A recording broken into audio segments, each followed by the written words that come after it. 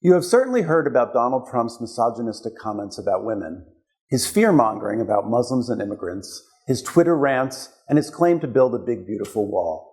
But what you might not know is that Donald Trump is a pathological liar. In fact, Politico looked at a week of Trump's public statements, 4.5 hours, and determined that he lied more than 6 times. On average, that's a lie every 5 minutes. Here at Correct the Record, we've done our own analysis. We took a look at just 23 of the fact checks where the Washington Post has given Donald Trump its worst possible rating of 4 Pinocchios. We added up all the times he has repeated those lies, oftentimes after they have been judged false, and found that Donald Trump has accrued well more than 1,000 Pinocchios. Donald Trump is a serial liar, but don't take my word for it. See for yourself.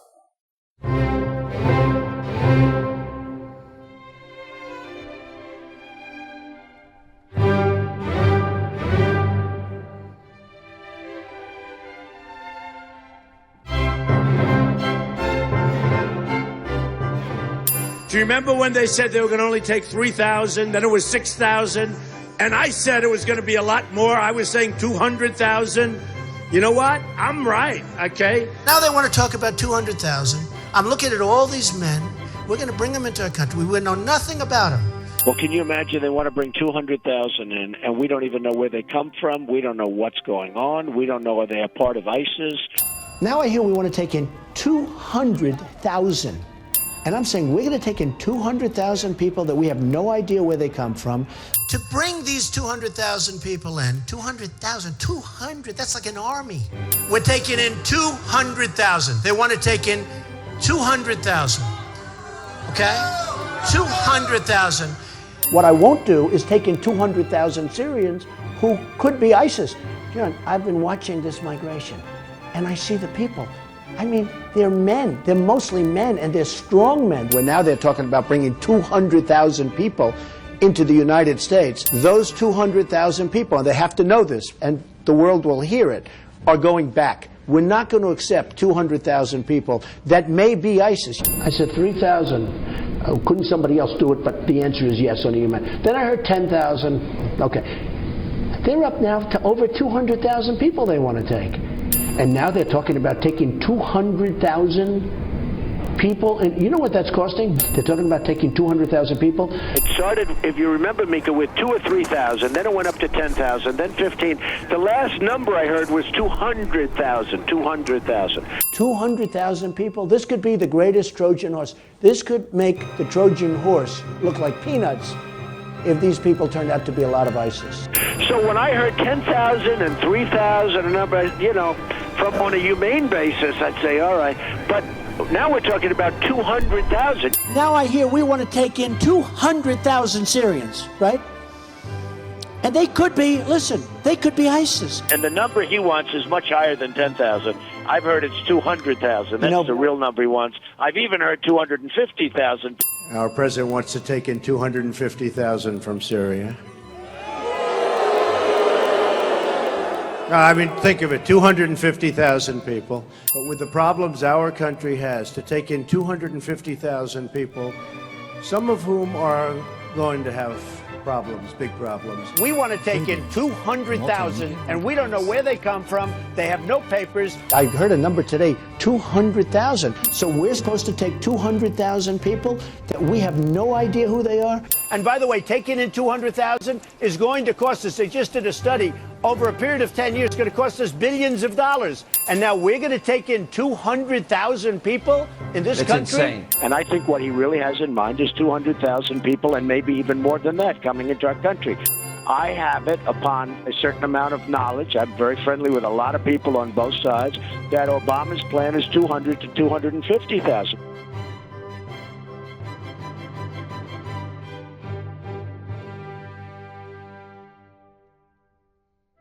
The real number is anywhere from 18 to 19 and maybe even 21%. Our real unemployment is anywhere from 18 to 20%. You probably have a 20% unemployment rate. Probably we have 20% unemployment, not 5.6%. The real unemployment number, Greta, is probably close to 20%. Our real unemployment rate is probably 19 to 21%. I have been saying 20%, 21. The other day I heard somebody actually say 41%. You know, somebody actually last week said we have a 40% unemployment. So I've been saying 19 to 21%. But somebody actually came out last week and said we have a 40%, and they might very well be right. It's really, if you add it up, it's probably 40% if you really think about it. The unemployment rate is probably 20%. But I will tell you, you have some great economists that will tell you it's 30, 32, and the highest I've heard so far is 42%. You know, somebody said, a very, very talented person, said our unemployment rate, and I'm not gonna take this number, but actually said our unemployment rate is 42%. Think of it. And if you really add it up, it is.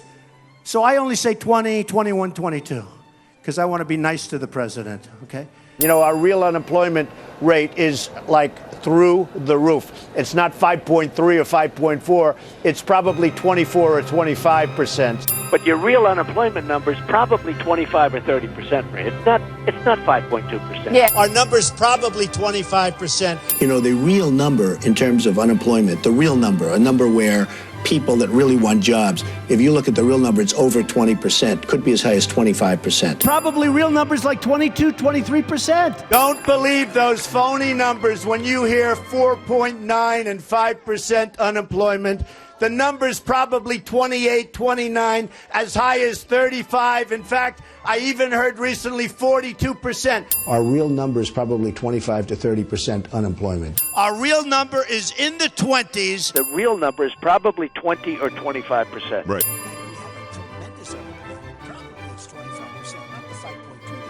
The rate we really have is close to 20%, maybe over 20%, or you wouldn't have the kind of crowds they have. The real unemployment rate is probably 20%. It could even be higher than that. Our real unemployment is probably 20% or damn close.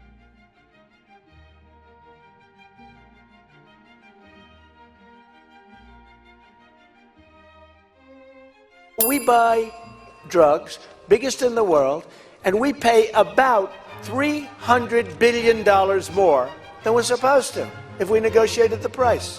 If we negotiated the price of drugs, Joe, we'd save $300 billion a year. If we bid out pharmaceuticals, drugs, and those things, we would save each year $300 billion.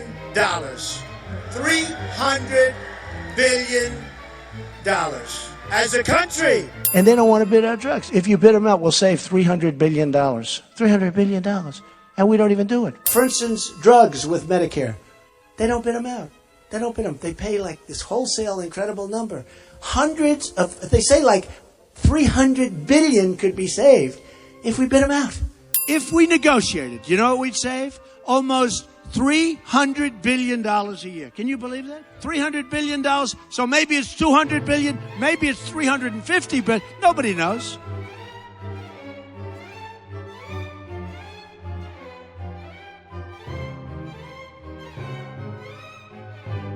But in my book, The America We Deserve, I said Osama Bin Laden. Gotta watch him. Bad guy. In my book, before the World Trade Center came down, I said Osama Bin Laden. I said, you better take him out. He's going to be trouble. In my book, it says Osama Bin Laden. You got to take him out. Look at my book, which was written a couple of years prior to the attack. I actually mentioned the name of Osama Bin Laden, that he's a bad terrorist and we have to do something about it. I said that Osama Bin Laden will come back into the United States. I wrote a book in 2000, and in the book, I mentioned Osama Bin Laden. I said, bad guy, he's going to do damage to our country, and we better do something to stop him. This was 2 years before the World Trade Center came down through him. And now people are seeing that. They're saying, you know, Trump predicted Osama bin Laden, which actually is true. I said, take out Osama bin Laden in a book written in the year 2000 called The America We Deserve. I did the book and mentioned Osama bin Laden and essentially said he's going to crawl under a rock and you better put him away. And they didn't put him away, and you saw what happened. Vision was writing about Osama bin Laden in my book in 2000. Nobody ever heard of Osama. I wrote about Osama bin Laden. They did what I said. You would have had Osama bin Laden killed before he ever got to the World Trade Center. You know that. And some of the commentators actually said, Trump wrote about Osama Bin Laden before the World Trade Center came down. I get a lot of credit for it. Big deal. I don't want credit. And I did mention in my book, and Joe was nice enough to say, wow, Trump actually talked about Bin Laden before the World Trade. I said, take him out before the World Trade Center came down. I wrote about Osama Bin Laden in 2000, the year 2000, in my book. That Osama Bin Laden, bad guy. I saw him on television. I saw him in the papers. He was very threatening.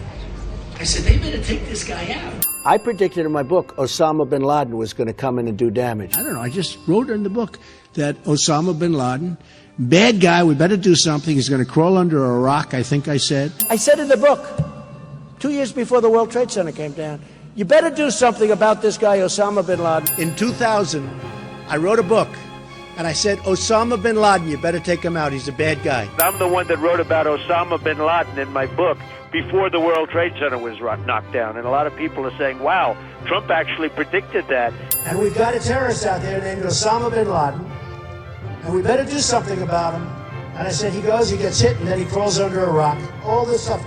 I said, I mentioned him in the book, and I said, you better put this guy away, essentially, because he's coming to get us.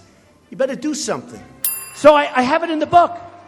Watch Osama bin Laden. If you read the book, it says Osama bin Laden, the guy. And the reason was he was a terrorist that was getting a lot of notoriety. He made very vicious statements toward our country. And I said, you better watch that guy. I wrote about Osama Bin Laden. We got to take him out.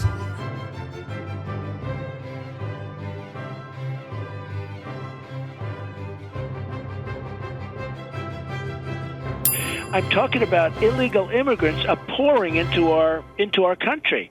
And with that comes tremendous crime. You look at the stories with the tremendous amounts, it's a crime wave. It's a cesspool right now, what's going on, and people are coming in that are, loaded up with drugs, and they're selling drugs. And immigration, and in particular illegal immigration, has become a very big factor. Now, a lot of bad things have happened with respect to crime since I brought it up.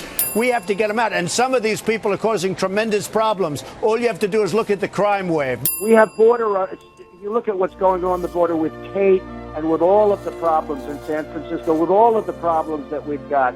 You look at what's going on in the country with crime and with our inner cities and everything. The Mexican government is sending over people that have been big problems for them, criminals, drug dealers, etc. You will see the kind of people coming. You'll see the kind of crime that's being committed.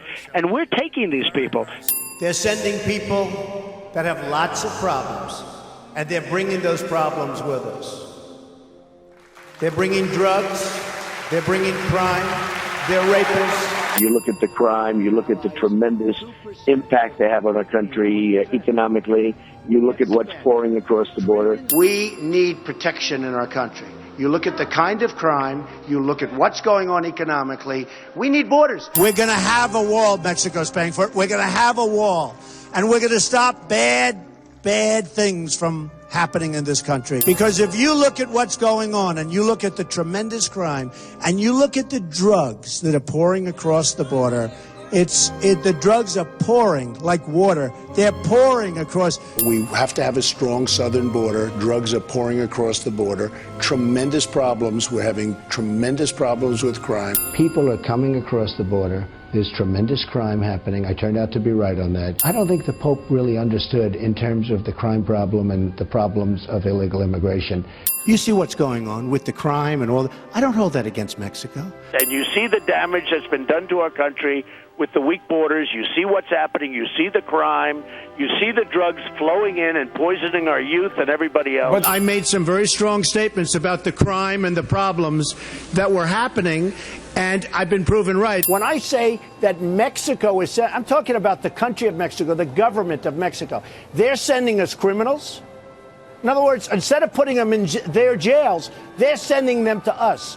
They're sending us drug dealers and people that have lots of other problems, and they're sending them over there. You look at the statistics on rape, on crime, on everything coming in illegally into this country, they're mind-boggling. Now everybody's apologized to me. Illegal immigration.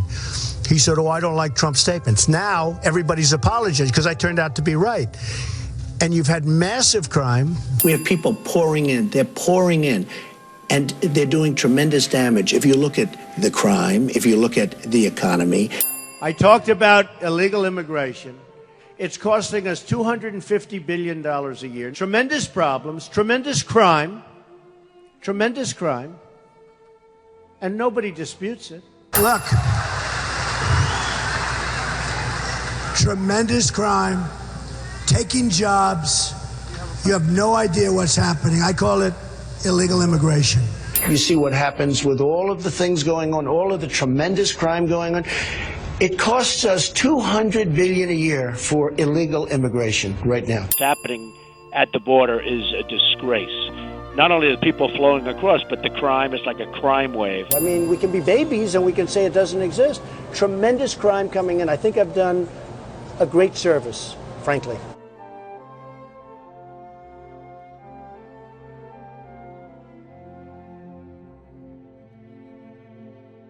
And we're talking about $10 billion. Wall's probably $8 billion, which is a tiny fraction of the money that we lose with Mexico. The wall's going to cost $12 billion, maybe less. If I build it, it'll be taller, better, and less, okay? But Mexico's going to pay because the wall is $12 billion, $10 to $12 billion. The wall is going to cost $12 billion. Now, the wall is $10 billion to $12 billion if I do it. The wall is $10 to $12 billion. We can do it for 10 to 12, and it's a real wall. It's going to cost $10 billion to build the wall. The wall's going to cost a fraction of that, maybe $10 or $12 billion, and it's going to be a real wall. Let's say the cost of the wall is $10 billion. The wall is going to cost $10 billion. And you have a $10 billion wall. It's going to cost $10 billion. The wall is going to cost approximately $10 billion. The wall's going to cost $10 billion to build. You have a $10 billion wall. You know, you're talking about a $10 billion wall. And a wall's going to cost $10 billion. The wall's going to cost 10. The wall is going to cost $10 billion to build. The wall's going to cost $10 billion. And the wall costs $10 billion? The wall is going to cost $10 billion. The wall's going to cost $10 billion, okay? Just so you understand. Wall's going to cost $10 billion. The wall is going to cost $10 to $12 billion, okay? Wall's going to cost $10 billion. Wall's probably $8 billion. You know, they were going to spend $12 billion on the wall. I'm going to spend 7 or 8. It's going to be bigger, better, and nicer. Let's say the wall is going to cost $7 billion. They were saying 12. Mine will be bigger, better, stronger for half the price, okay? Let's say the wall costs $4 billion. You know, they say $10 billion. A 13,000-mile wall 2,000 years ago. We have 2,000, of which you need 1 because you have a lot of natural barriers. And we're talking about $10 billion.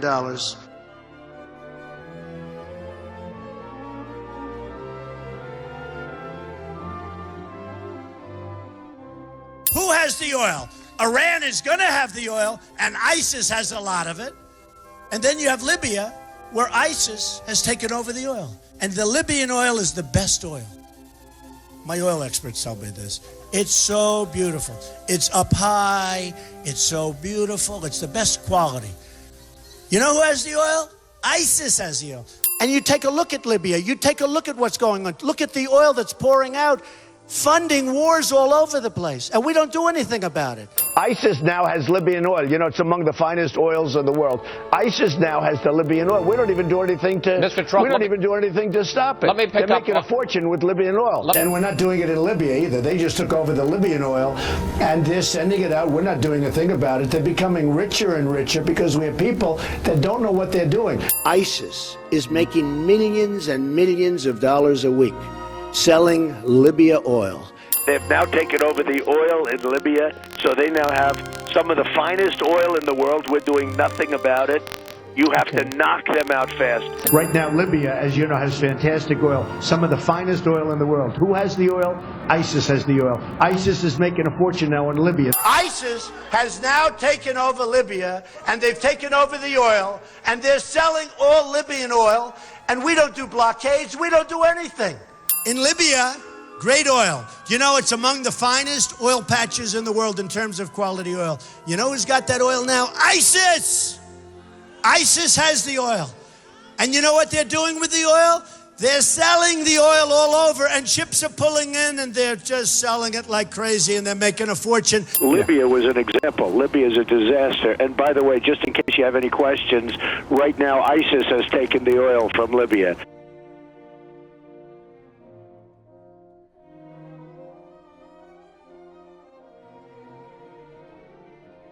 He said some really nice things. He called me a genius. He said Trump's a genius. Now, Putin called me a genius, by the way. He said, Donald Trump is a genius, and he's the absolute leader over there. You know, Vladimir Putin said Donald Trump is a genius. He's going to do very well. That's a real genius. So he said, great. We had a thing recently, you saw, where Putin said these great things about Donald Trump. Did you see that? He said Trump is a genius, Trump is the best leader, Trump is amazing. Okay, he said nice things. He said Trump is a genius, okay? We will get along with many of these countries. When Putin said Trump is a genius, Trump is this, Trump, he said Trump's a genius. And I like him because he called me a genius. He said Trump is the new real leader. Trump should be the leader, and he's a total genius. You did say you could get along very well with Vladimir Putin. You did at one point say let Russia take care of ISIS. Called me a genius. I like him so far, I have to tell you. Putin comes out, he said, Donald Trump is brilliant. He's doing an amazing job, and he's leading the pack. Okay, that's nice. Putin said Donald Trump is a genius. Called me a genius, actually, so it was very nice. Putin said nice things about me. I don't know Putin, but he said nice things about me. He said Trump is a genius, and Trump is going to win, and Trump is leading the party. He called me a genius. He said Donald Trump is a genius, and he's going to be the leader of the party.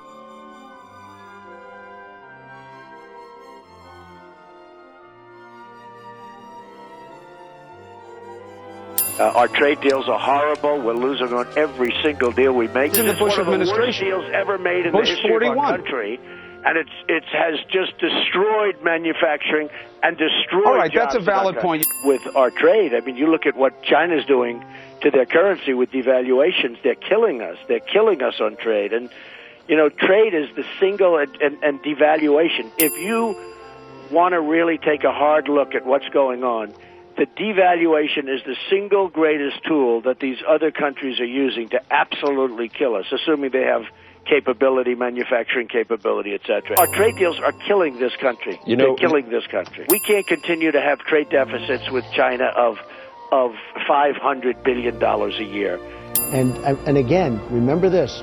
NAFTA has been a total disaster for our country. We're making horrible trade deals. We're losing our jobs. We're losing our manufacturing. It's trade. NAFTA is the worst deal, one of the worst deals our country's ever made from an economic standpoint. One of the worst deals ever. It's taken, if you've seen what it's done to New York State and New England and virtually every state, but it has sucked the jobs out of our country. It's sucked the money out of our country.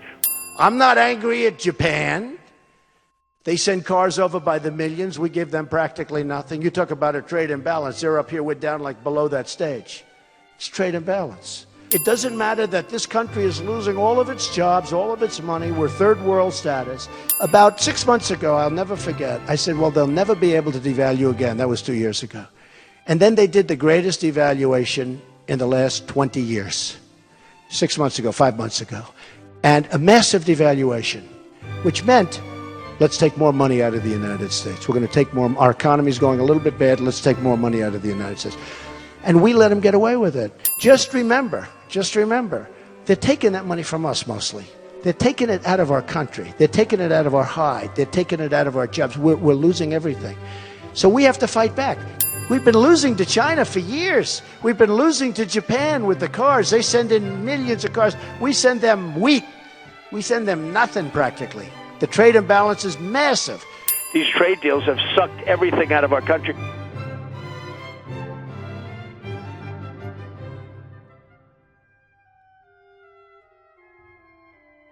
When the World Trade Center came tumbling down, and I watched in Jersey City, New Jersey, where thousands and thousands of people were cheering.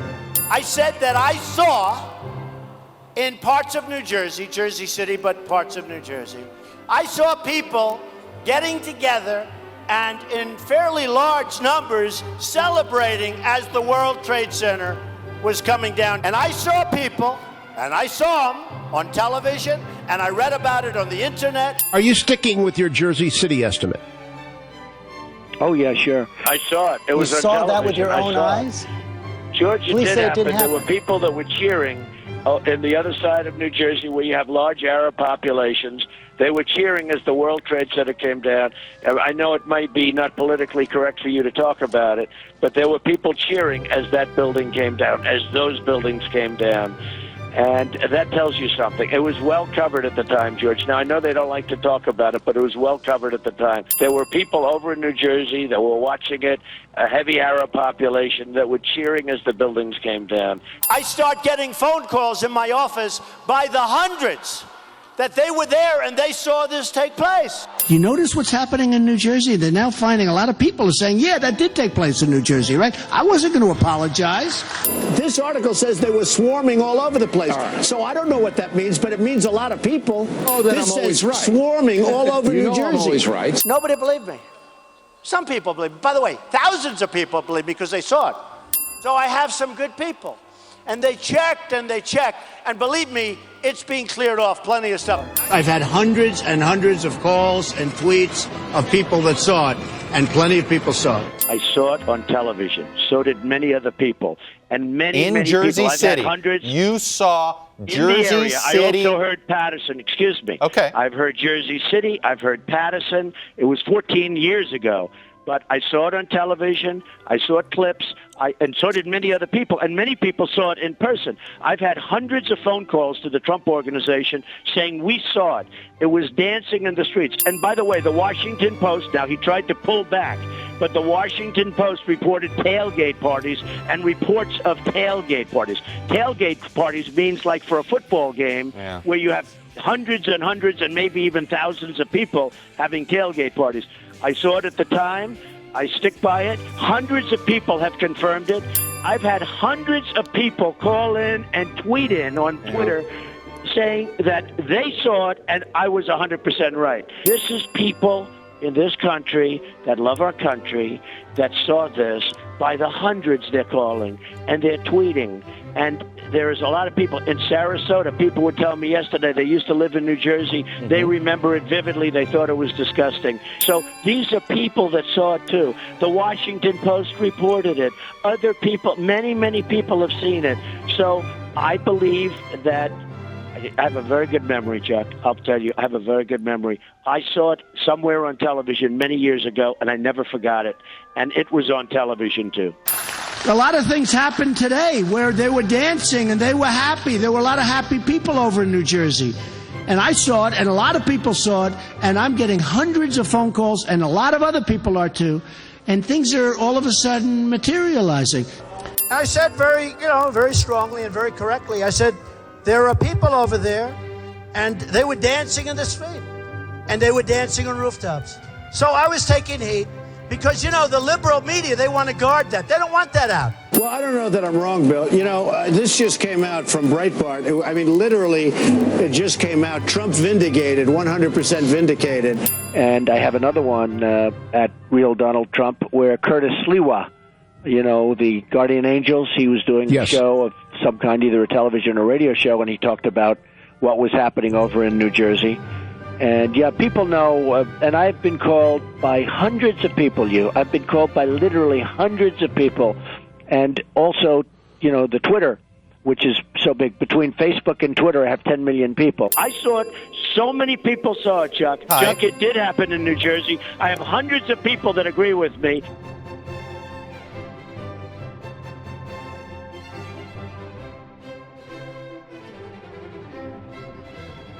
We're going to do cutting, and the economy is going to grow exponentially. You also said that this tax plan is going to cost you a fortune. It'll cost me a lot of money. It reduces or eliminates most of the deductions and loopholes available to special interests and to the very rich. In other words, it's going to cost me a fortune.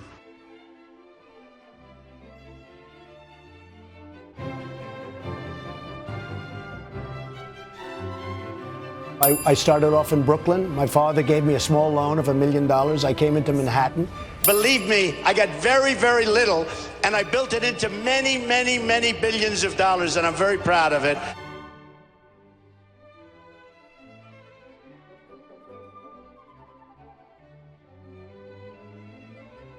I don't know why he spent $4 million in legal fees to keep his records, away. Nobody's seen his records. I don't know. Maybe the hackers have his records. It'll be very.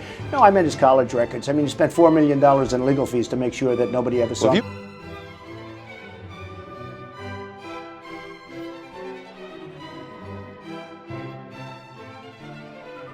We should have never gone into Iraq. I've said it loud and clear. I was visited by people from the White House asking me to sort of, could I be silenced because I seemed to get a disproportionate amount of publicity. They said going into Iraq, that was in 2003, you can check it out. Check out, I'll give you 25 different stories. In fact, a delegation was sent to my office to see me because I was so vocal about it.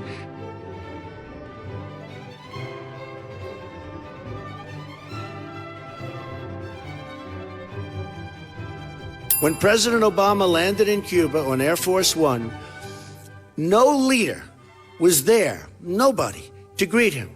Perhaps an incident without precedent in the long and prestigious history of Air Force One.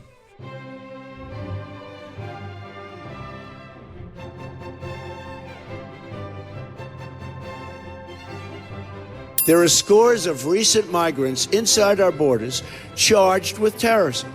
For every case known to the public, there are dozens and dozens more.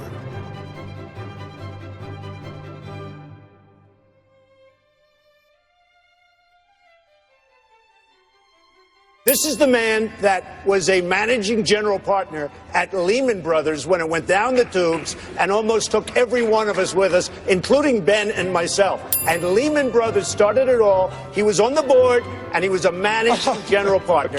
I hit him much harder than he ever thought possible, including the fact that he worked for Lehman Brothers, which took down the world. I mean, this guy was working for Lehman Brothers when it collapsed. And I have this guy who's a managing director of Lehman Brothers, which almost took the whole world down, and he's saying, well, I don't know if Trump has the experience. I'm Donald Trump, and I approve this message. After John Kasich helped Wall Street predator Lehman Brothers destroy the world economy, he decided to run for governor of Ohio. He was a managing director of Lehman Brothers when it failed. It went bankrupt, and it almost destroyed the world. Lehman Brothers was the beginning of a tremendous mass destruction, and he was a managing director of Lehman Brothers. I said, wait a minute. You were a managing director of Lehman Brothers, which almost took the entire economy down. Okay, give me a break. Take a look at the early debates, the way he came after me, and the way I said, but you headed up Lehman Brothers. Lehman Brothers almost brought down the country. You were on Lehman Brothers when Lehman Brothers crashed. He was a managing director. I said, Lehman Brothers almost brought down the country. What the hell are you doing running for president? It almost brought down the country.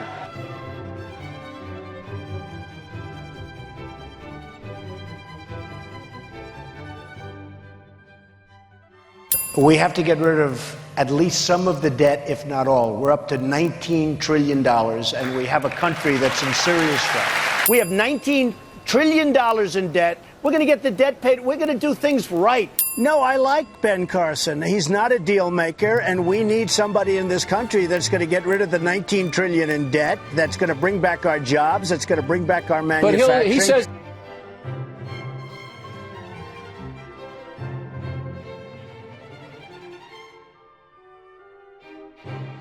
And then I just asked about stories that were appearing all over the place, not just in the National Enquirer, about the fact that a picture was taken of him and Lee Harvey Oswald, and they didn't deny that picture. I don't think they denied it. I didn't see it. Maybe they denied it later, but I haven't seen them deny it. Certainly they didn't deny it when it was first made. No, all I was doing was referring to a picture that was reported and in a magazine, and I think they didn't deny it. I don't think anybody denied it.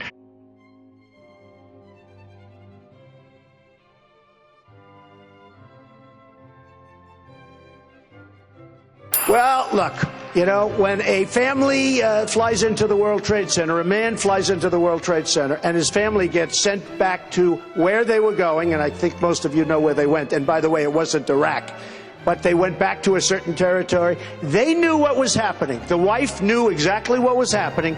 These people put their wives and whatever, they put their family, but they put their wives on airplanes a day or two before, all going back except for one to Saudi Arabia, okay? They're all going back to Saudi Arabia, and they're all going, in other words, they're leaving. Those wives, I guarantee you, those wives knew every single thing that was going to take place. And they probably said to themselves, let's go home and watch our husbands knock down the World Trade Center, the Pentagon, and almost wherever the other plane was landing, except we had some very brave passengers on that plane, frankly. But wherever that plane was going to land, it ended up in a field in Pennsylvania. But They went home. They knew exactly. They want to live. They want to live. And they want to take care of their families, always their families. Remember that, because their families know what's going on, okay? You think their wives don't know what they're planning? You think their kids don't know exactly what daddy's doing when daddy's going to fly into the World Trade Center? You think they don't know? They know exactly what's going on. Remember that. He didn't want to racially okay, you're okay, you're innocent. Or how about where the families and the girlfriends and the wives and everything, they go back with World Trade Center. The worst in Pearl Harbor. Because with the World Trade Center, they were killing innocent civilians. The World Trade Center came down. And by the way, speaking of coming down, they put their families on airplanes a couple of days before, sent them back to Saudi Arabia for the most part. Those wives knew exactly what was going to happen. And those wives went home to watch their husbands knock down the World Trade Center, the Pentagon, and wherever the third plane was going, except we had some very, very brave passengers wherever that third plane was going.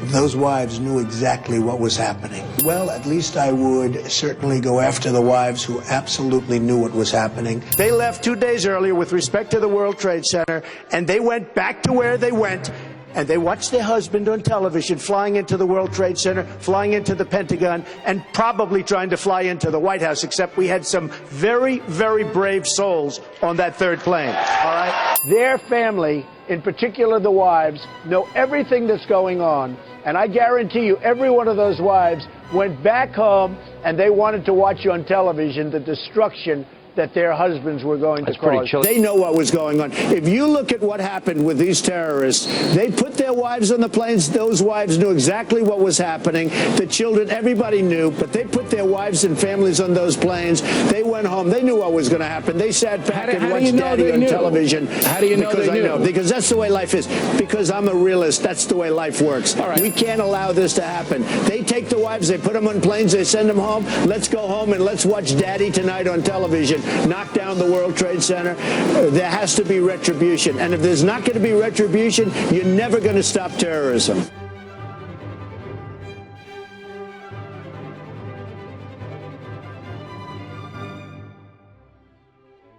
And yet in 2008, she was the original birther. She's the one that started that whole thing. Hillary is a birther. Do you know who started the birther movement? Do you know who started it? Do you know who questioned his birth certificate, one of the first? Hillary Clinton. She's the one that started it.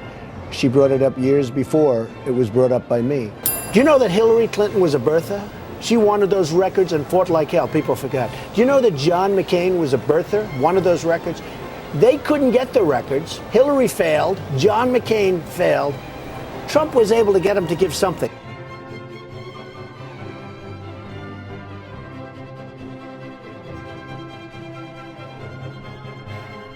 And Kasich keeps talking about how well he does in polls against Hillary.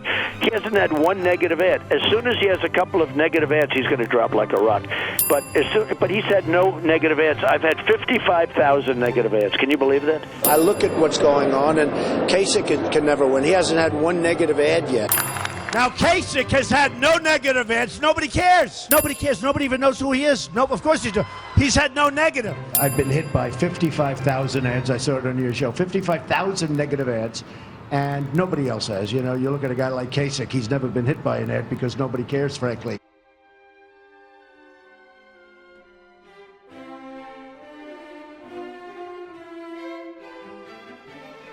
I will really gladly give them. They're not going to learn anything, but it's under routine audit. When the audit ends, I'm going to present them. You don't learn much from tax returns, but I would love to give the tax returns, but I can't do it until I'm finished with the audit. You can't learn from a tax return. You can't learn, honestly, you can't learn very much from a tax return. Frankly, almost nothing.